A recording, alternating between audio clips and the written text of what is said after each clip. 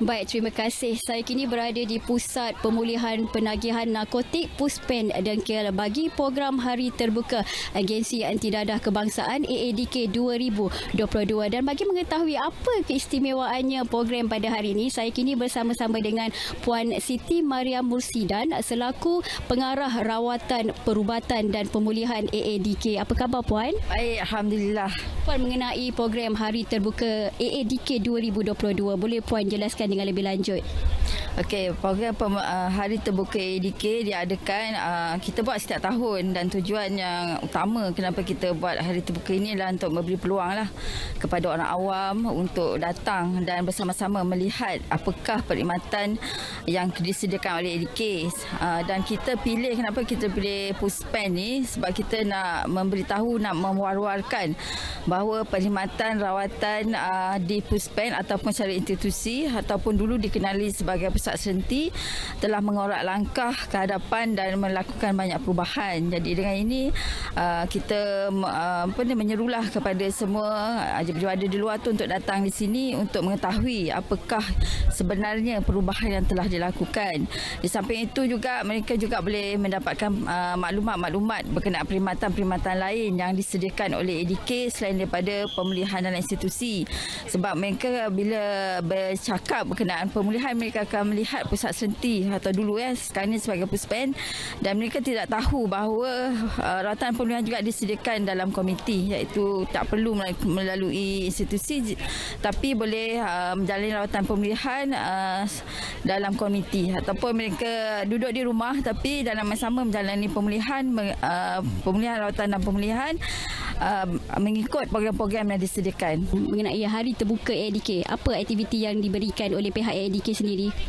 Aktiviti-aktiviti hari ini juga disertai dan dibantu juga daripada puspen-puspen lain lah. Kemudian seterusnya ada ceramah ataupun ada aktiviti seminar berkenaan dengan keluarga. Kemudian ada program demam darah, pemeriksaan kesihatan, dan kemudian ada juga pemeriksaan kesihatan untuk mengetahui apakah yang berlaku dalam tubuh badan kita ni. Kemudian ada gerai-gerai jualan. Gerai-gerai jualan ni semua seperti ada di belakang ni adalah semua produk-produk yang dikeluarkan oleh Puspen. Kemudian ada juga ada macam-macam lagi lah, dan termasuklah bas-bas pameran, bas pameran AADK, dan juga bas perkhidmatan bergerak AADK, iaitu yang baru dilancarkan pada 20 Mei yang lepas.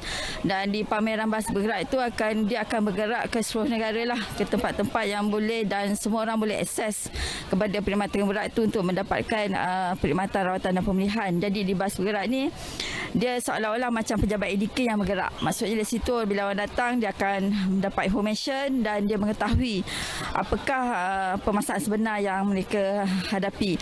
Dan bas bergerak ini bukan saja untuk individu yang terlibat dengan penagihan dadah ataupun penagih, tapi juga terbuka kepada orang-orang yang mempunyai isu, sama ada diri dia sendiri, komuniti ataupun ahli-ahli keluarga. Dia boleh mendapatkan maklumat di situ. Pada Hari Terbuka ni juga kita memberi peluanglah kepada keluarga-keluarga, klien-klien sini untuk datang pada hari ini. Maksudnya walaupun sebelum-sebelum ni kita juga membolehkan mereka untuk datang melawat, tapi hari ini lawatannya agak special sebab disertai dengan aktiviti yang khusus, macam mana boleh memahami lah masalah pemulihan dan bagaimana boleh membantu.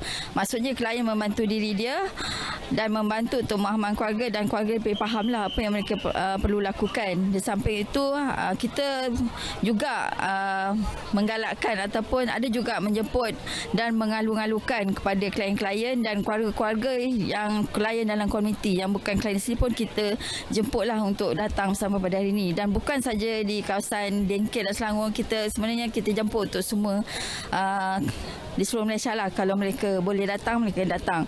Di samping itu juga kita juga ada panggil majikan-majikan untuk mereka membuat interview secara terbuka kepada klien yang ingin mendapatkan pekerjaan lah. Maksudnya ada booth-booth. Mereka boleh walk in dan menjalankan interview buka untuk mendapat pekerjaan di sini.